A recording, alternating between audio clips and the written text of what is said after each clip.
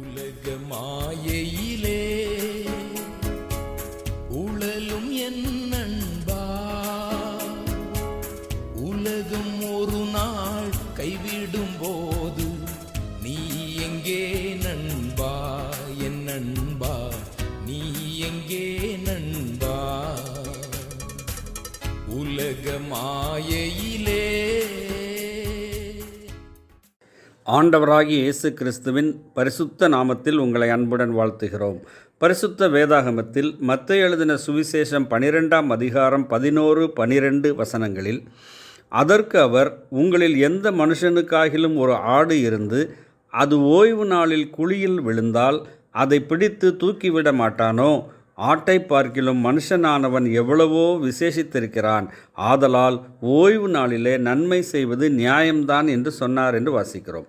பரிசேயரும் யூதர்களும் ஆண்டவர் இயேசு கிறிஸ்துவை அவரை குற்றப்படுத்தும்படியாக ஓய்வு நாளில் சொஸ்தமாக்குகிறது நியாயமா என்று கேட்டார்கள். அதற்கு தான் ஆண்டவர் இந்த பதிலை கொடுத்தார். இன்றைக்கும் கூட மனிதர்கள் சில நாட்களை விசேஷமான நாட்கள் அல்லது நல்ல நாட்கள் என்றும் சில நாட்களை கெட்ட நாட்கள் என்றும் எண்ணுகிறதை பார்க்கிறோம். பரிசேயர்களுடைய இந்த கேள்விக்கு ஆண்டவராகிய இயேசு கிறிஸ்துவனுடைய பதிலை பாருங்கள்.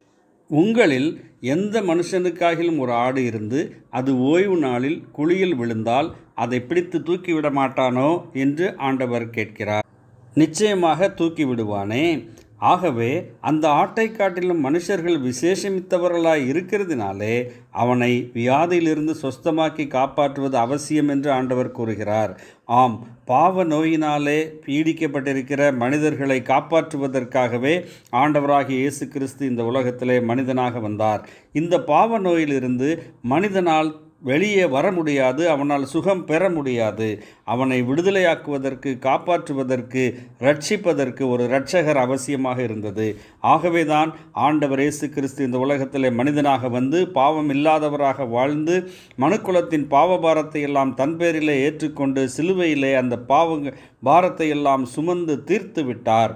மரித்து 3ஆம் நாள் உயிரோடு எழுந்தார். இன்றைக்கும் யாரெல்லாம் அவருடைய நாமத்தில், அவருடைய பலிமரணத்தில், அவருடைய உயிர்த்தெழுதலில் விசுவாசம் வைக்கிறார்களோ அவர்கள் பாவ நோயிலிருந்து சொஸ்தமாக்கப்படுவார்கள். நீங்களும் அந்த விதமாக பாவ நோயிலிருந்து சொஸ்தமாக்கப்பட்டு சந்தோஷம், சமாதானம், பேரின்ப வாழ்வு, ரட்சிப்பு, மன்னிப்பு பெற வேண்டும் என்பதே உங்களை குறித்து நாங்கள் தேவனிடம் செய்யும் விண்ணப்பமாக இருக்கிறது. நன்றி. ஆமேன்.